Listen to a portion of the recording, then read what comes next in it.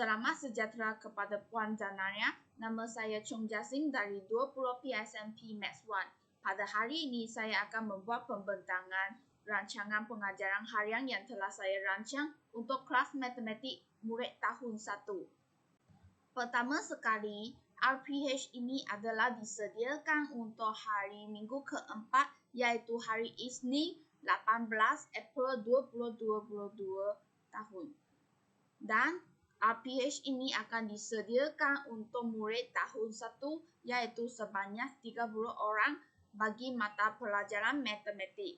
Masa yang digunakan untuk RPH ini adalah sebanyak 1 jam dan tajuk yang akan diajar kepada murid-murid ialah nombor bulat hingga 100. Standard kandungan untuk RPH ini ialah 1.4 kombinasi nombor. Seterusnya, dengan merujuk kepada DSKP, standard pembelajaran untuk topik ini ialah 1.4.1, iaitu murid-murid dapat menyatakan kombinasi nombor 1 digit. Objektif pembelajaran untuk RPH ini ialah pada akhir PDP, murid dapat berupaya untuk menganggar dan membundakan sebarang nombor. Bagi pengetahuan sedia ada murid ialah murid-murid mempunyai pengetahuan nilai nombor sehingga 100.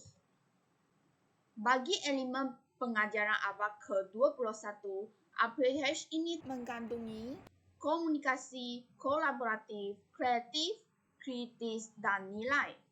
Untuk RPH ini dia juga menerapkan nilai, iaitu dia akan bertujuan untuk menerapkan sifat kerjasama antara murid terutamanya semasa menjalankan aktiviti kumpulan.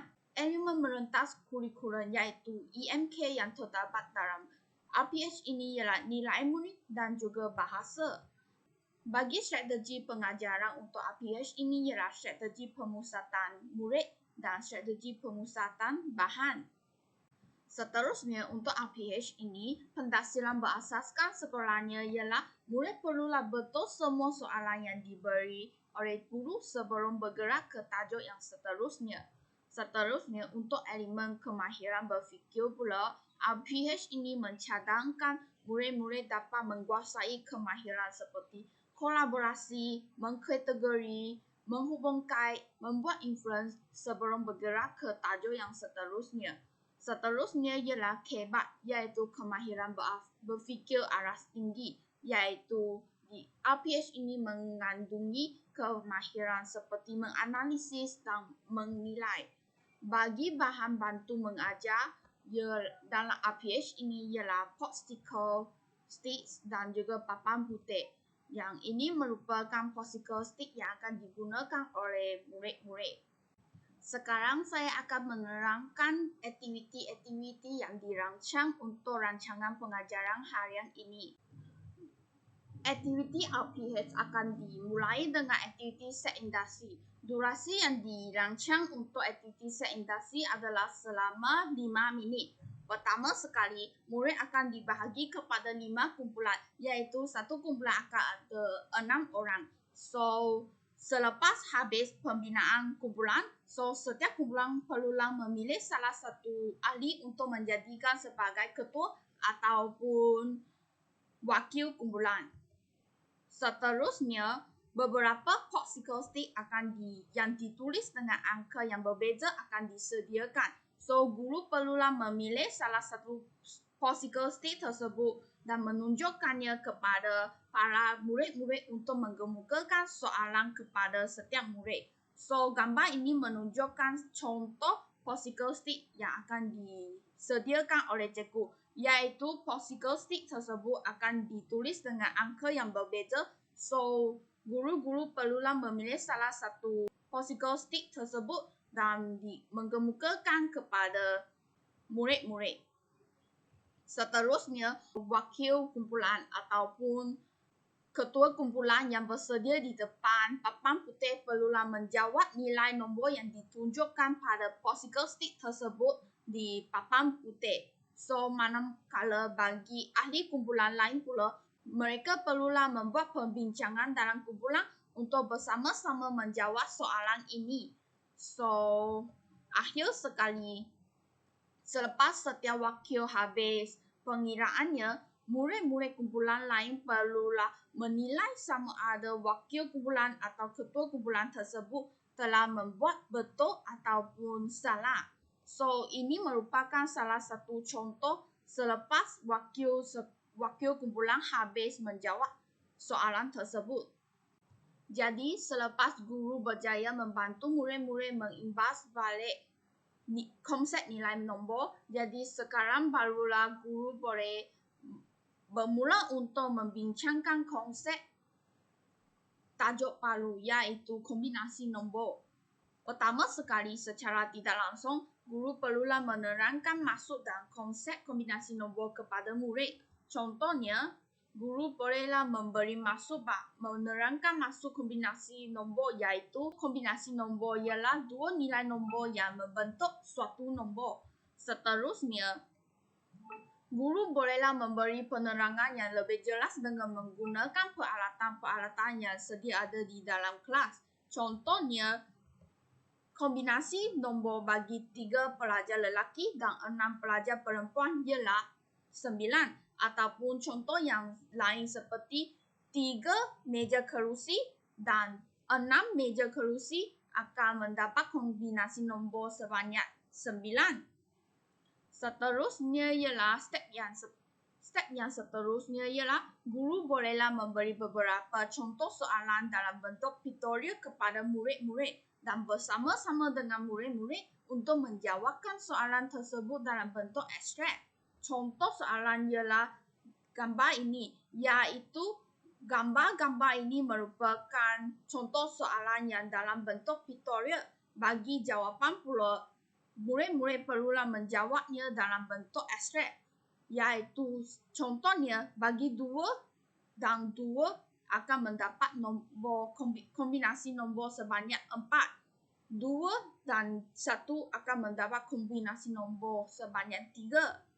Akhir sekali, cadangan komunikasi untuk langkah ini ialah guru boleh bertanya murid-murid bahawa bolehkah mana-mana murid tolong cikgu untuk menjelaskan maksud kombinasi nombor, ataupun cikgu pun boleh tanya kepada pelajar-pelajar bahawa bolehkah kamu membincangkan jumlah kombinasi nombor meja dan kerusi yang sedia ada di dalam kelas kita, dan sebagainya contoh soalan.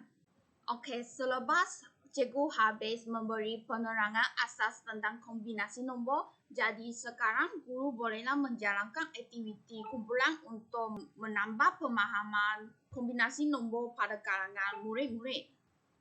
Jadi pertama sekali, dalam bentuk bulatan, 5 kumpulan akan bersedia di tempat yang berbeza. So, ini merupakan contoh kedudukan bagi ke-5 kumpulan, iaitu dalam bentuk bulatan dan kumpulan 1, 2, 3, 4 dan 5. So, selepas itu, setiap kumpulan akan ditunjukkan 2 kumpulan particle stick yang mempunyai bilangan dan warna yang berbeza. Contohnya, ini merupakan contoh particle stick yang akan didapati daripada setiap kumpulan. So, setiap kumpulan akan mendapat particle stick yang berbeza, yang mempunyai 2 kumpulan warna yang berbeza dan bilangan yang berbeza.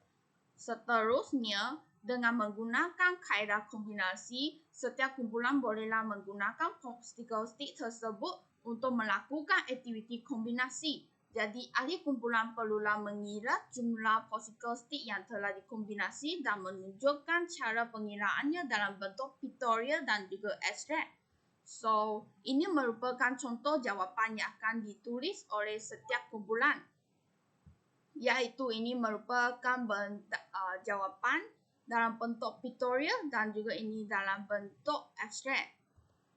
Seterusnya, setelah satu kumpulan mereka telah siap tugasannya, kumpulan tersebut bolehlah membawa jawapannya dan bergerak ke stesen yang seterusnya mengikut putaran jam, iaitu kumpulan 1 akan bergerak ke kumpulan kedua dan kumpulan kedua akan bergerak ke kumpulan ketiga untuk menjawab soalan yang seterusnya. Selepas setiap kumpulan habis menjawab setiap soalan, jadi mereka perlulah menempelkan jawapan mereka di depan papan putih. Akhir sekali, setiap kumpulan akan diminta untuk menyemak jawapan kumpulan lain. So, bagi kumpulan yang ada menjawab salah soal jawapan, so kumpulan-kumpulan lain bolehlah digalakkan untuk membetulkan kesilapan kumpulan tersebut dengan menunjukkan jalan kerja yang betul kepada kumpulan tersebut. Jadi, cadangan komunikasi yang boleh dijalankan sepanjang aktiviti ini dijalankan ialah guru bolehlah bertanya kepada murid-murid bahawa bolehkah kamu menyatakan ciri-ciri atau perubahan jumlah partikel stick selepas kamu habis kombinasi partikel stick tersebut? Ataupun cikgu pun boleh bertanya kepada murid-murid bahawa bolehkah kamu menjelaskan cara kerja soalan ini? Seterusnya ialah aktiviti yang ketiga. Masa yang dijangka untuk menghabiskan aktiviti ini adalah sebanyak 15 minit. Pertama sekali, secara individu, satu latihan akan diberi kepada setiap murid-murid untuk menguji dan menilai sama ada mereka telah menguasai konsep kombinasi nombor atau tidak. Murid-murid dikehendaki untuk menjawab latihan-latihan yang diberi oleh cikgu dalam masa yang ditetapkan. Jadi, ini merupakan latihan yang telah saya sediakan. Jadi, melalui latihan ini, murid-murid akan lebih motivate untuk menjawab soalan-soalan kombinasi nombor ini kerana latihan ini dia merupakan latihan kombinasi nombor sambil mewarna. Jadi, melalui aktiviti mewarna, murid-murid akan lebih bermotivasi untuk menjawab soalan-soalan dan lebih fokus untuk menjawab soalan-soalan ini. Jadi, bagi cadangan komunikasi yang boleh digunakan dalam aktiviti ini ialah guru-guru boleh bertanya kepada murid-murid bahawa adakah kamu telah faham konsep yang cikgu ingin sampaikan kepada kamu semua? Ataupun cikgu pun boleh bertanya kepada murid-murid bahawa bolehkah bincangkan hasil kerja kumpulan lain dan sebagainya. Akhir sekali, sekarang sampailah aktiviti penutup. Aktiviti penutup dijangka akan menggunakan masa sebanyak 5 minit. So, pertama sekali, murid-murid perlulah membuat kesimpulan ringkas tentang konsep kombinasi nombor.